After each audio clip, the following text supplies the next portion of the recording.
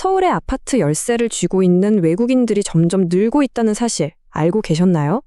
근데 여기서 흥미로운 점은요, 이 사람들이 모두 같은 동네, 같은 아파트를 노리는 게 아니라는 거예요. 과연 서울 부동산 시장을 움직이는 이 보이지 않는 손은 누구일까요? 그리고 진짜 목적은 뭘까요? 오늘 저랑 같이 한번 파헤쳐 보시죠. 그래서 오늘 우리가 던질 질문은 바로 이겁니다. 대체 누가 서울의 아파트를 사들고 있는 걸까? 굉장히 단순한 질문 같죠? 하지만 이 질문을 따라가다 보면 서울 부동산 시장의 완전히 다른 두 얼굴을 딱 마주하게 되실 겁니다. 자, 먼저 이 숫자부터 한번 보시죠. 12,516. 이게 뭐냐면요, 작년 12월 기준으로 외국인이 소유한 서울 아파트의 총 개수입니다. 12,000채가 넘는다니 어마어마하죠.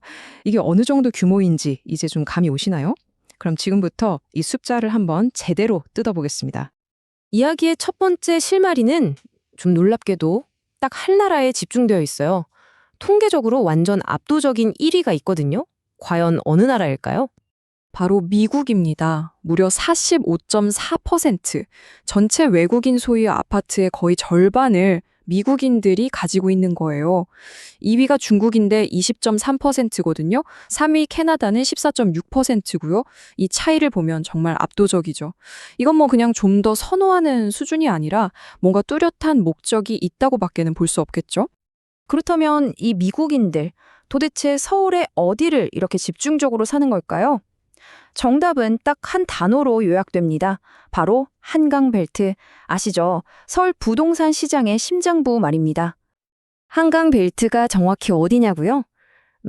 우리가 흔히 아는 전통적인 부촌, 강남 3구는 당연히 포함되고요. 거기다 요즘 가장 핫한 신흥 부촌으로 꼽히는 마포, 용산, 성동, 광진구, 이른바 마용성황까지 말 그대로 서울의 심장부, 그리고 가장 상징적인 부동산 격전지라고 보시면 됩니다. 그리고 이 숫자를 보면 그 집중도가 얼마나 대단한지 확 와닿으실 거예요. 무려 63%. 미국인 소유 아파트의 63%가 바로 이 한강벨트에 몰려 있다는 겁니다. 심지어 강남구 한 곳에만 1,000채가 넘는다니까 이건 투자 전략이 정말 칼같이 명확하다는 얘기죠. 자, 그런데 여기서 반전이 있습니다. 2위인 중국인 구매자들의 지도를 딱 펼쳐보면 이야기가 완전히 180도 달라져요. 이분들은 한강벨트가 아니라 전혀 다른 곳을 보고 있었더라고요. 중국인 구매자들이 가장 선호하는 지역은요, 바로 구로구, 영등포구, 그리고 동대문구 같은 곳들입니다. 이 동네들의 공통점이 뭘까요? 비싼 투자처라기보다는 오래된 차이나타운이 있거나 생활 인프라가 잘 되어 있는, 그러니까 커뮤니티 중심의 지역이라는 거죠. 특히 구로구 한 곳에만 중국인이 소유한 아파트가 610채나 됩니다. 이건 정말 이분들이 특정 지역에 얼마나 깊숙이 뚫어내리고 있는지를 보여주는 강력한 증거라고 할 수 있겠죠?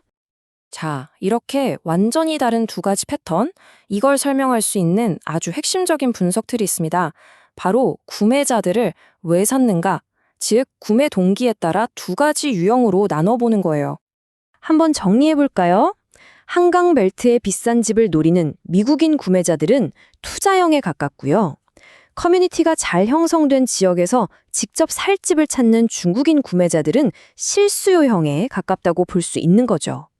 애초에 집을 사는 목적 자체가 다른 거예요.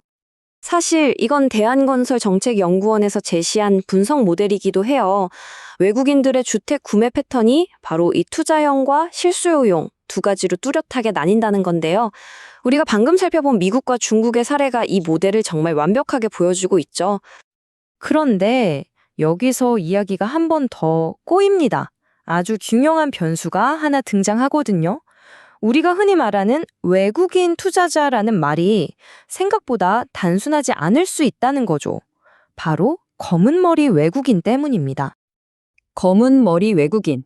많이 들어보셨죠? 한국계인데 국적은 외국인 사람들을 말하잖아요. 이분들은 법적으로 외국인이기 때문에 내국인보다 대출이나 세금 같은 규제에서 좀 더 자유로울 수가 있어요.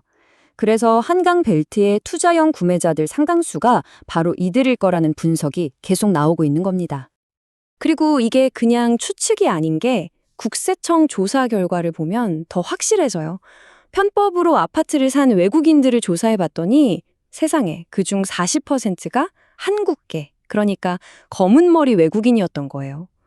우리가 그냥 미국인 투자자라고 봤던 그 통계 뒤에 이런 진실이 또 숨어 있었던 거죠. 자, 그럼 이 데이터들을 가지고 이제 현실의 문제, 바로 정책 이야기로 넘어가 보겠습니다. 지금 한국에서는 과연 어떤 논의들이 오가고 있을까요? 정준호 의원의 이 한마디가 정책을 만드는 사람들이 지금 어떤 고민을 하고 있는지 딱 보여주는 것 같아요.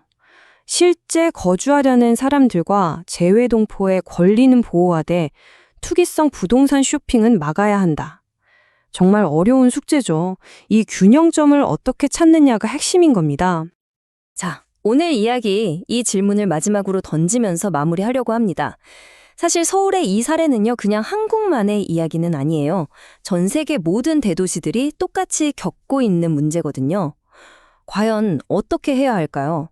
어떻게 해야 외부의 투자는 환영하면서도 그 도시에 사는 우리 주민들의 주거 안정은 지켜낼 수 있을까요? 우리 모두가 한 번쯤 진지하게 고민해봐야 할 문제가 아닐까 싶습니다.